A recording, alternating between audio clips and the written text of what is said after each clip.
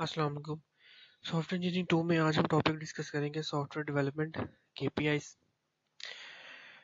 KPIs की performance indicators provide guidance for strategic planning, evaluation and improving operational processes.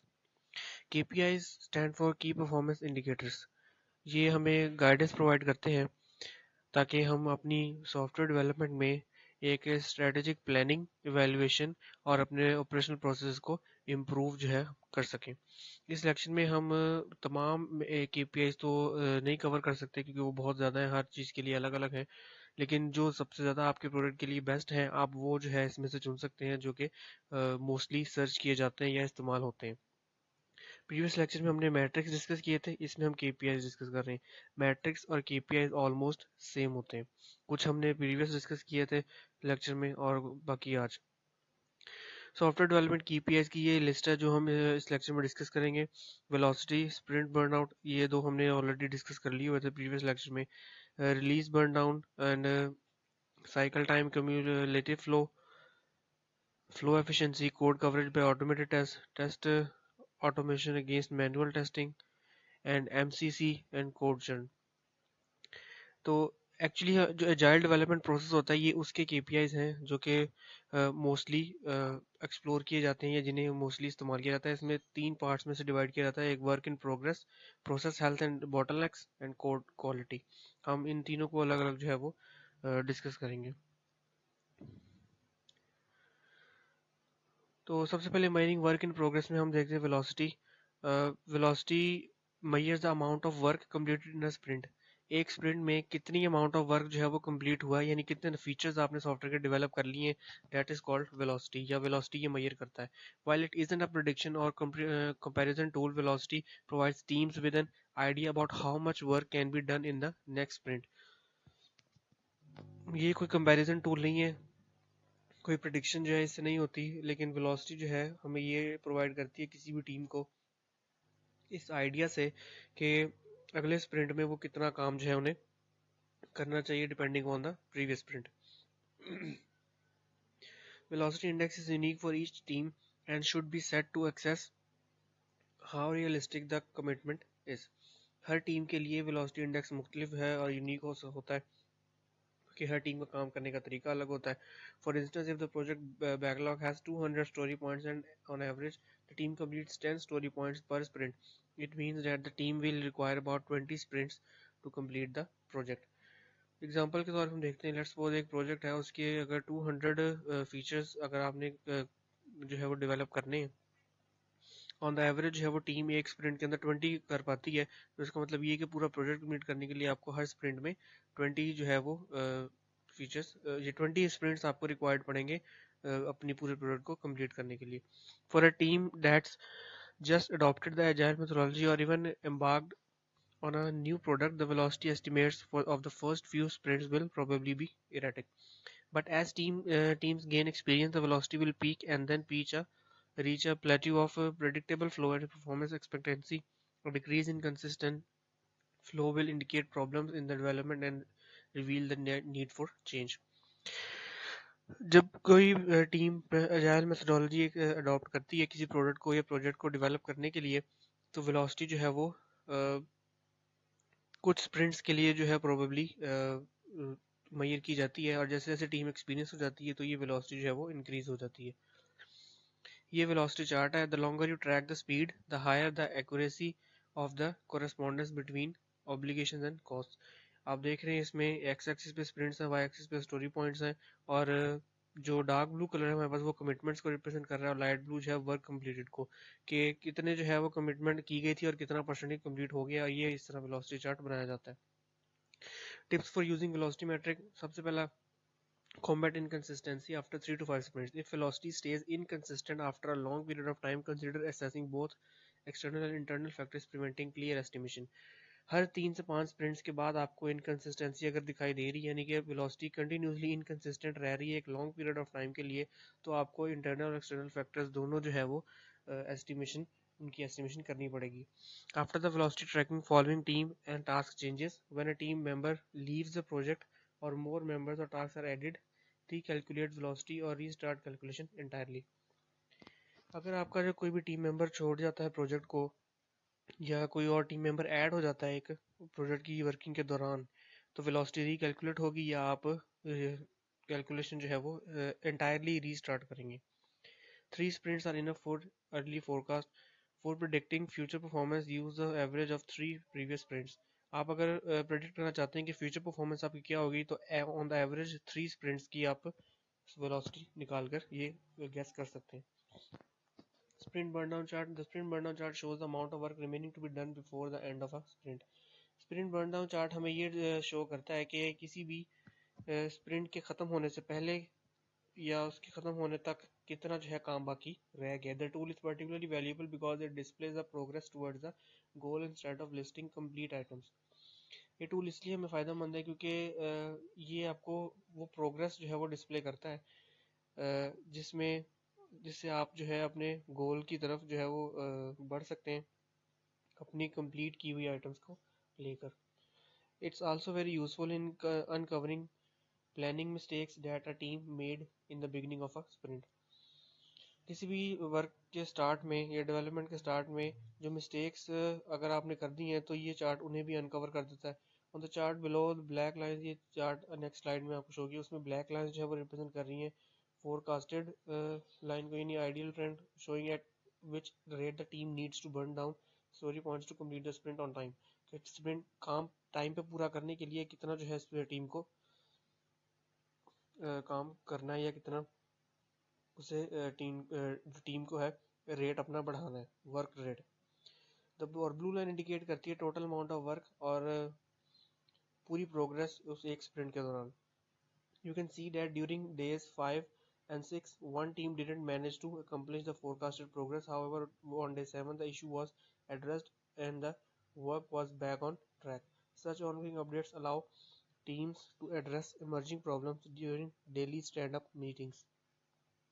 अब ये जो diagram है हम इसमें देख रहे हैं ब्लैक लाइन और ब्लू लाइन की इंडिकेशन क्या होती है वो मैंने आपको बता दी। एक्स एक्सिस पे डेज हैं और वाई एक्सिस पे story points are remaining in sprint backlog. Besides the work performance itself, burn down charts can reveal planning issues. पीछे ये पॉइंट लिखा है कि डे 5 और 6 पे आप देख रहे हैं कि टीम ने जो है वो डे 5 और डे 6 पे टीम ने जो है अपना काम जो है वो पूरा नहीं किया, जिसकी वजह से ये जो है पॉइंट ये इस लाइन के ऊपर नहीं आया, तो वो उससे नीचे है। इसका मतलब काम जो है वो कंप्लीट नहीं हुआ, जबकि डे 7 पे जाके फिर वो कंप्लीट हुआ। तो यहाँ पर जो है जाके इंडिकेशन हुई और इस चार्ट ने हमें हेल्प आउट किया। टिप्स इसके लिए story points should be even in scope. If the work flow isn't consistent, some task may have been broken down into uneven chunks. The scope of deviation between an ideal trend and the reality distinctly highlights this problem. तो यहाँ पर पहले point में तो कहता है जी ये कि आपके जो स्टोरी पॉइंट्स हैं वो इवन होने चाहिए। अगर आपका वर्क फ्लो कंसिस्टेंट नहीं आ रहा, यानी कुछ टास्क जो हैं आपके आपको आपको ब्रेक डाउन करने पड़ेंगे या हो गए हैं अनइवन चंक्स में, तो आपका स्कोप जो है वो आइडियल ट्रेंड नहीं रहेगा, वो उस लाइन से नीचे चला जाएगा, जैसे हमने डे 5 और 6 में देखा। Account for unplanned task. The burn down chart is useful for understanding the scope of hidden and untracked tasks. If the amount of work is increasing instead of decreasing, the project has many unestimated or unplanned tasks that should be addressed. अक्सर ऐसा होता है कि आपने कुछ features जो है point out कर लिया और वो आप डेवलप कर रहे हैं, और उन फीचर्स को डेवलप करने के दौरान आपको पता लगता है कि कुछ और फीचर्स भी हैं जो इस फीचर को डेवलप करने के लिए ज़रूरी हैं, तो वो होते हैं अनप्लान्ड टास्क। तो उन्हें भी हम ये चार्ट जो है एड्रेस कर सकता है। Use a burn down chart to assess team confidence. आप इस चार्ट को यूज करके टीम कॉन्फिडेंस को भी चेक कर सकते हैं। Considering the current status, ask your team how confident they are about completing the sprint on time. The longer you apply this metric, the more accurate your sprint estimates are. Assessing process health and finding, second जो है वो part इसका सबसे पहला उसमें cycle time, ये भी हम ऑलरेडी कर चुके हैं पीछे प्रीवियस लेक्चर में। The cycle time metric describes how much time was spent on a task. एक टास्क पे कितना टाइम लगा ये साइकिल टाइम इंडिकेट करता है। Including each time the work had to be reopened and completed again. चाहे उस काम को पूरा करने के लिए पूरा हो चुका, बाद में दोबारा उसको रीओपन करके दोबारा अगेन कंप्लीट किया गया, उसमें कुछ नया ऐड किया गया, कुछ रिमूव किया गया, इस सब कामों को भी साइकिल टाइम अपने टाइम में इंक्लूड करता है। Calculating the cycle time provides information about the overall performance and allows for estimating the completion of future tasks. While the shorter cycle time illustrates better performance, the teams that deliver within a consistent cycle are valued the most. Calculate cycle time calculate करने से हमें overall performance जो है पता चलती है और future task पता चलते हैं कि एस्टिमेट हो जाता है हमारा कि कंप्लीशन जो है हमारे प्रोजेक्ट की किस तरह से हो रही है, और अगर साइकिल टाइम शॉर्ट होगा तो परफॉर्मेंस उतनी ज़्यादा जो है वो बेटर होगी. Using the chart below, you can identify the average time it takes to complete a task, draw a median or control limit line that shouldn't be crossed, and notice which task took unusually long to finish. अब ये इस chart में आप देख रहे हैं कि एक ब्लू लाइन लगी हुई है जो कि आपकी एक मीडियन लाइन है जिसको आप क्रॉस नहीं कर सकते. ये एक लाइन है जिसको आपने क्रॉस नहीं करना और आपका टास्क जो है वो, इससे हमें अंदाजा हो जाएगा कि कौन सा टास्क है जो जरूरत से ज़्यादा टाइम ले रहा है. You can also stack all cycles for a particular period and draw insight from comparing it to other data. By conducting a further investigation, you can make conclusions about the quality of work. हम cycle time को किसी और तरह से major कर सकते हैं. जैसे यहाँ पर नीचे आपको पास डेट्स और मंथ्स लिखे हुए हैं, एक दूसरी साइड पर जो है वो लैब्स टाइम है, तो हम इन्हें मंथ के लिहाज से भी ये चार्ट बना सकते हैं. साइकिल टाइम को यूज़ कैसे करना है? Look for similarities. A good practice is to find similar items that take unpredictable cycle times to complete, revealing recurring problems either in engineering or management. सबसे पहले तो सिमिलैरिटीज चेक करेंगे आपके project में कौन सी ऐसी चीज़ें हैं जो कि सिमिलर हैं और उन्हें बार बार आप ताकि क्रिएट ना करना पड़े. Draw predictions and track the pace. Next is CFC, cumulative flow chart. The cumulative flow metric is described by the chart area showing the number of different types of tasks at each stage of the project, with the x-axis indicating the dates and the y-axis showing the number of story points. CFC chart जो है हमें number of different types of task को show करता है कि different project के different stages पे different task हमारे कौन कौन से हैं, जिसमें हम एक्स एक्सिस पे डेट्स रिप्रेजेंट करते हैं और वाई एक्सिस पे number of story points जो हमने डेवलप किया. Its main goal is to provide an easy visualization of how tasks are distributed at different stages. The lines of the chart should stay more or less even, while the band with the done task should be growing continuously. Moreover, the chart helps identify when the work in progress limits are exceeded. Work in progress को भी ये show करता है, जबकि work in progress आप जानते हैं कि एजाइल डेवलपमेंट में एक इम्पॉर्टेंट जो है वो टूल है. चार्ट में हम देखते हैं एक साइड पे एक्स एक्सिस में आपके पास मंथ्स हैं और वाई एक्सिस पर स्टोरी पॉइंट्स हैं. The chart discloses a lot of critical information such as sudden bottlenecks or rises in any of the bands. ये जो यहाँ पर आपको बार्स दिखाई दे रही हैं, इसमें हमारे पास जो डार्क ब्लू कलर है वो बैकलॉग को शो कर रहा है. इसी तरह approved, buffer, in progress, final review and done, ये सारे जो पॉइंट्स हैं ये वो फैक्टर्स हैं जिन्हें हम इस्तेमाल करते हैं अपने प्रोजेक्ट को मेजर करने के लिए कि कितने परसेंट या कितना परसेंट काम जो है वो हो चुका हुआ है. इसमें कुछ इश्यूज पॉइंट आउट किए गए. Backlog growth indicates the unresolved tasks that are either too low priority to tackle at the moment or are obsolete. इसमें जो बैकलॉग का पॉइंट है वो इंडिकेट करता है कि अनरिजॉल्व टास्क जो है कौन कौन से हैं जो कि जरूरत से पहले ही जो है हमें शो हो गए हैं. Inconsistent flow and certain bottlenecks indicate which areas should be smoothed out at the later stages, and the width of each band shows the average cycle time, and the significant widening of the in progress area can mean that the team won't be able to finish the whole project on time. ये जो in progress वाली बार है this one in progress, ये जितनी ज़्यादा expand करेगी इसका मतलब ये होगा कि उतना ही ज़्यादा टीम जो है वो टाइम लेगी, और यानी कि टीम जो है वो अपना पूरा प्रोजेक्ट टाइम पर फिनिश नहीं कर पाएगी. नेक्स्ट है flow efficiency. Flow efficiency is a very useful metric in Kanban development, mostly overlooked by development teams. While flow efficiency complements a commutative flow. It gives insights into the distribution between actual work and waiting periods. Flow efficiency जो है एक कैनवन development, ये भी एक software development method है, उसमें एक important matric है वहाँ का, उस डेवलपमेंट फेज का। फ्लो एफिशिएंसी जो है वो कम्युलेटिव फ्लो है और it gives insights into the distribution between actual work and waiting periods. आपका एक्चुअल काम और उसको करने में वेटिंग जो है वो आपको कितनी लगी या कितनी आपने की है और कितना टाइम वेस्ट हुआ है उस वेटिंग में, इनको जो है ये शो करता है। It's rare case when a developer works on one thing at a time without waiting. The reality is usually more complex, and work in progress is a name that doesn't always match status. बहुत कम ऐसा होता है कि developers जो है वो अपना काम वक्त पर करें और किसी चीज़ का वेट किए बगैर। तो लेकिन एक्चुअल में जो है ये ऐसा नहीं होता।